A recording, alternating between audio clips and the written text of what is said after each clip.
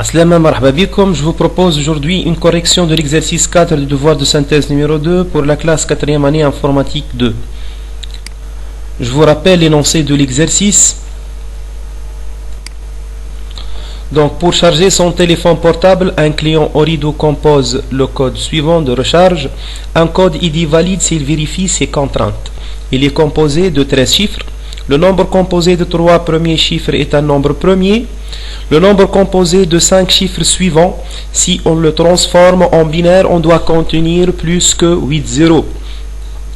Le nombre composé de 5 chiffres restants, si on le transforme en hexadécimal, doit contenir un caractère entre D et F. Voici un exemple.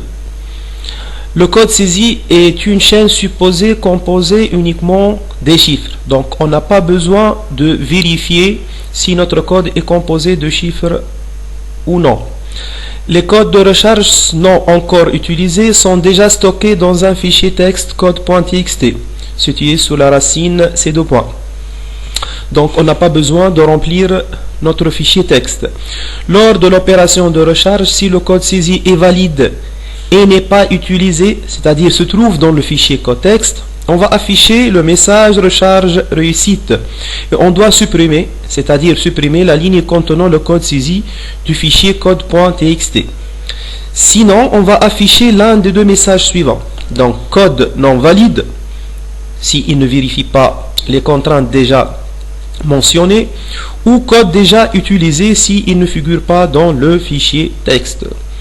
Donc, on va analyser le programme principal en le décomposant en modules.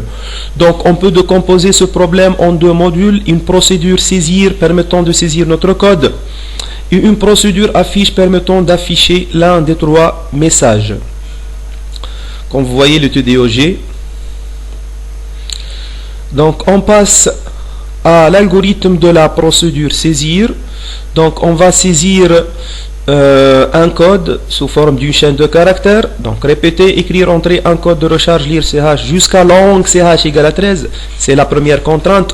On n'a pas besoin d'appeler une fonction vérif permettant de vérifier que notre code est composé uniquement des chiffres. On passe maintenant à la procédure affiche.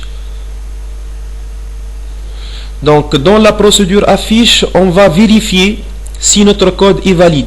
Si il est valide, on va appeler une fonction exist permettant de vérifier l'existence du code dans le fichier F. Donc si il existe dans le fichier F, on va supprimer ce code du fichier, on va afficher le message recharge réussite. Sinon, c'est-à-dire si le code n'existe pas dans le fichier F, donc on va afficher le message code déjà utilisé. Sinon, c'est-à-dire si le code n'est pas valide, on va afficher code non valide. Donc dans la procédure affiche, on a utilisé une fonction valide permettant de vérifier la validité du code, une fonction exist permettant de vérifier l'existence de code dans le fichier texte F,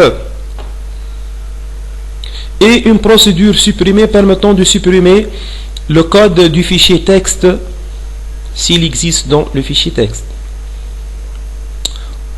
On passe maintenant à l'algorithme de la fonction valide. Donc comme vous voyez, il nous demande donc d'extraire les trois premiers chiffres de notre code. Donc on va utiliser la fonction prédéfinie sous chaîne. Donc on va extraire à partir de la position 1 3 caractères et on va convertir ces chiffres en valeur numérique. On va stocker le résultat dans la variable B. Ensuite, on va extraire les 5 chiffres suivants. Donc à partir de la position 4, on va extraire 5 caractères de notre code et on va transformer ces caractères en valeur numérique, stocker le résultat dans la variable C. Et finalement, on va extraire les 5 chiffres restants et on va le stocker dans la variable A.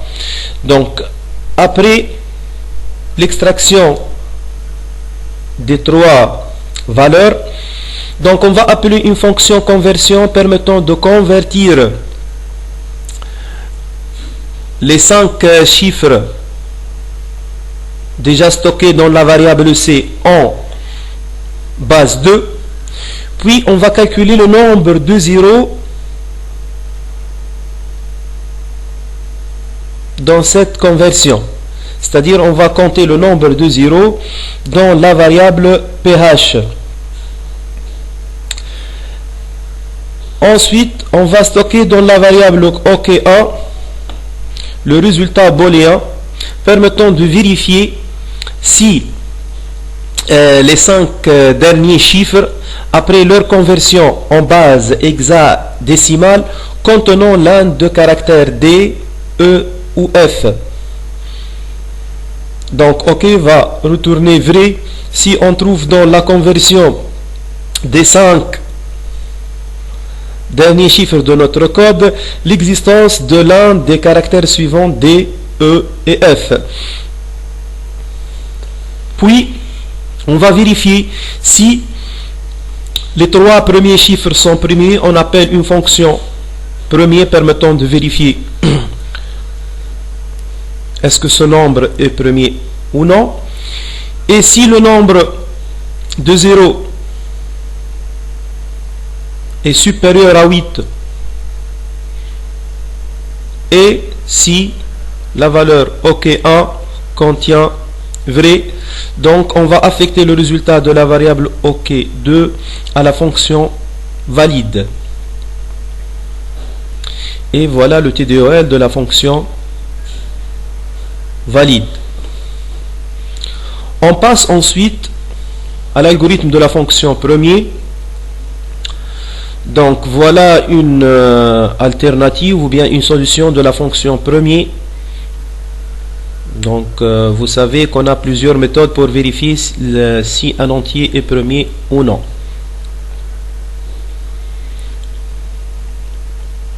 Puis on va dresser l'algorithme de la fonction conversion. C'est une autre solution que celle qu'on a vue dans le cours. Donc cette fonction permettant de convertir un entier quelconque en une base bien déterminée. Donc dans notre cas, on a utilisé cette fonction pour convertir les 3 premiers chiffres en base 2 et les 5 chiffres suivants en base hexadécimale. Maintenant, on va voir la fonction existe permettant de vérifier l'existence du code dans le fichier F. Donc on va ouvrir le fichier F. On va utiliser une boucle à répéter. Donc on va lire à partir du fichier F la valeur de la première ligne dans la variable CH1. Donc on va stocker le résultat de la comparaison de la variable CH1 avec notre code dans la variable OK. Donc ce traitement sera répété jusqu'à qu'on trouve ce code dans le fichier, ou bien on est arrivé à la fin du fichier. Finalement la fonction va retourner vrai si le fichier existe le code existe dans le fichier, ou bien elle va retourner faux si le fichier n'existe pas. Et finalement la procédure supprimée permettant de supprimer le code du fichier F. Donc on va ouvrir F, on va utiliser un deuxième fichier, donc F1, on va le recréer. Tant qu'on est en fin de fichier de F, on va parcourir le fichier F, on va lire le fichier ligne par ligne et on va écrire le contenu du fichier F dans le fichier F1. On va ouvrir maintenant le fichier F1, recréer F, c'est-à-dire on va ouvrir le fichier F et effacer son contenu. Donc on va parcourir le fichier F1, lire les valeurs du fichier F1 ligne par ligne en comparant chaque ligne avec notre code. Si elle est différente, donc on va l'écrire dans le fichier F de nouveau. Donc comme ça, on va écrire dans le fichier F seulement les codes différents de notre code déjà saisi. Merci pour votre attention.